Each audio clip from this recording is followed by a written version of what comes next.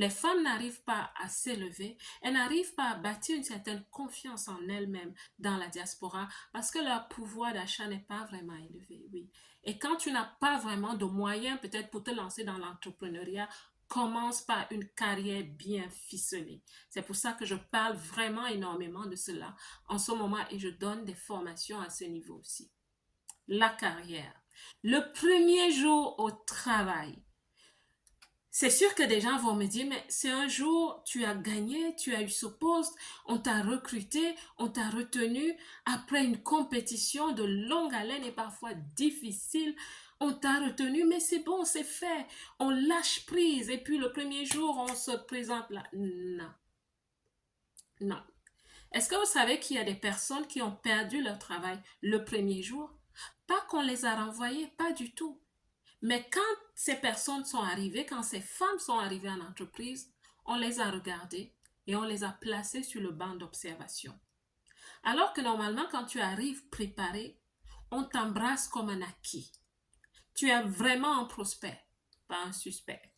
Alors, c'est pour ça que dans cette vidéo, je vais te donner 3 astuces que tu peux utiliser pour préparer ce premier jour-là. La toute première chose, c'est ton vestimentaire. Oui. Et suis jusqu'à la fin. Ton vestimentaire est important. Ton vestimentaire crée la première impression. Ton vestimentaire doit être adéquat. Et plusieurs personnes me demandent, mais si je ne suis jamais allée dans cette entreprise, si je n'ai jamais rencontré mes collègues, comment est-ce que je sais, comment est-ce que je vais m'habiller de façon adéquate? Le conseil que je te donne aujourd'hui, c'est que ma belle, va sur le site de l'entreprise. Va sur le site de l'entreprise et commence à regarder. Va lire au niveau des valeurs de l'entreprise, des principes de l'entreprise, va lire au niveau de la vision de l'entreprise. Clique ici et là. Regarde même les images. Regarde l'esthétique du site.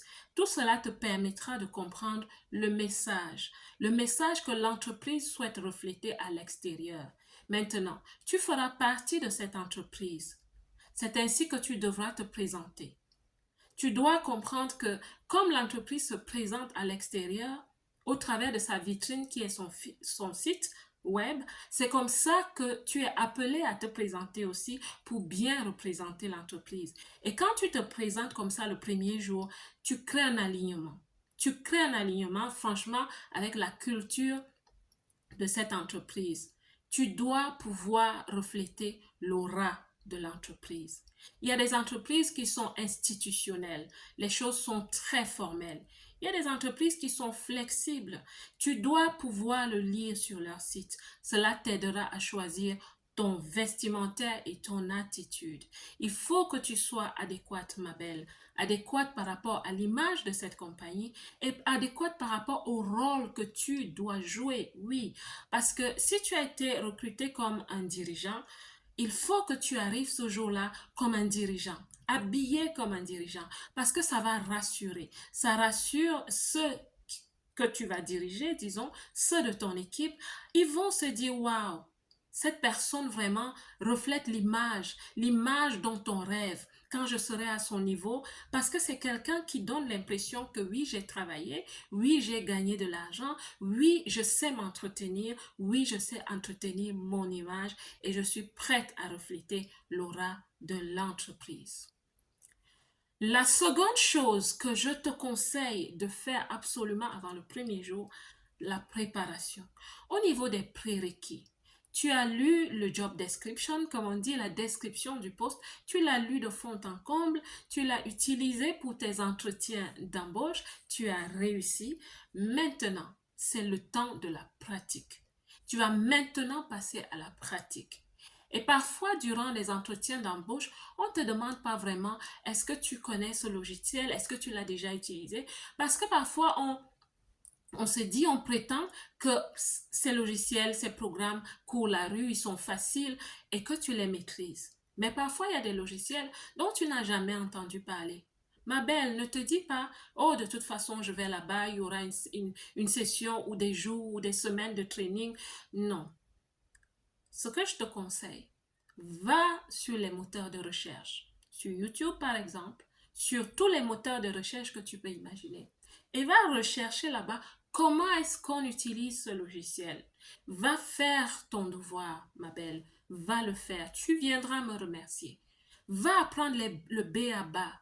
Va apprendre les rudiments de ce logiciel. Va commencer à voir quelles sont, si c'est SAP, quelles sont les transactions qu'on utilise pour ton boulot, pour ton département. C'est quoi les transactions qu'on utilise? Commence aussi à apprendre les termes techniques liés à ce logiciel. Quand tu arrives là-bas, tu vas époustoufler les gens. Parce que durant la formation, on se dira non, non, non. Cette personne, elle est bien, elle est bien. On l'a bien recrutée. Mais si tu débarques là-bas et que tu n'as pas fait ton devoir et que l'intégration est difficile, je ne te donne pas 2 mois. Parce qu'ils vont se dire, ça prendra trop de temps. Elle ne connaît même pas les BABA. Tu vois, tu dois apprendre les prérequis. Tu dois apprendre les rudiments des logiciels et des programmes que tu ne comprends pas.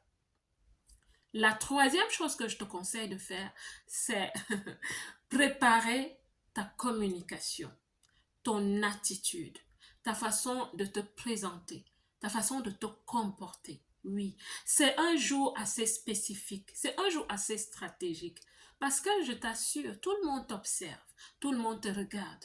Les collègues se disent, est-ce que c'est une personne avec qui on souhaite cheminer? Le manager se dit, est-ce que j'ai vraiment bien recruté cette personne? Dans ce jour-là, on va écouter ce que tu dis. On va écouter comment tu le dis. Ne sois pas cette personne qui va arriver, va commencer à discréditer ton ancien employeur. Pas du tout. Parce que si tu le fais là, ça veut dire que tu le feras contre eux un jour. Ne sois pas cette personne qui va se mettre au devant et se vanter, je sais faire ci, je fais ça. Non, pas du tout. Parce que tu vas intimider les autres. Ne sois pas une menace pour les autres, d'accord? Présente-toi comme tu es. Si tu es une personne qui a de la carrure, ça va se voir, ça va se savoir. Sois posé, sois un peu en retrait, mais ne t'isole pas non plus. C'est un peu difficile à expliquer, mais je sais que tu as la sagesse de le comprendre. Donc, sois cette personne qui saura se comporter ce jour. Pose des questions. Ne donne pas l'impression que tu connais tout. Pose des questions aux collègues. Pose des questions au manager. Et quand tu arrives au moment du déjeuner, va avec les autres. Et ne sois pas la personne qui mange, qui boit. Non, non, non, ma belle. Non, non, non. Doucement. Doucement. On a de la classe. On a de la retenue. On observe. On sourit. On ne se met pas en retrait.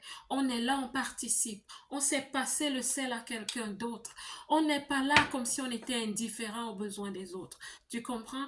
Ton premier jour est un jour stratégique. C'est ce jour-là où tu scelles vraiment ton contrat. Ou alors, si tu ne le fais pas, ma belle, on va te mettre sur le banc d'observation. On attend juste que le premier et le deuxième mois passent, qu'on te dise, écoute, ça n'a pas marché. Et ce n'est pas ce que je te souhaite, surtout pas en 2024. J'espère que ces 3 astuces vont vraiment aider une personne.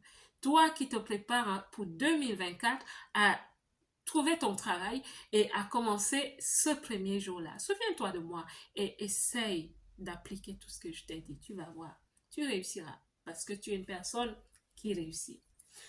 La belle diaspora, que Dieu vous bénisse. Je vous aime.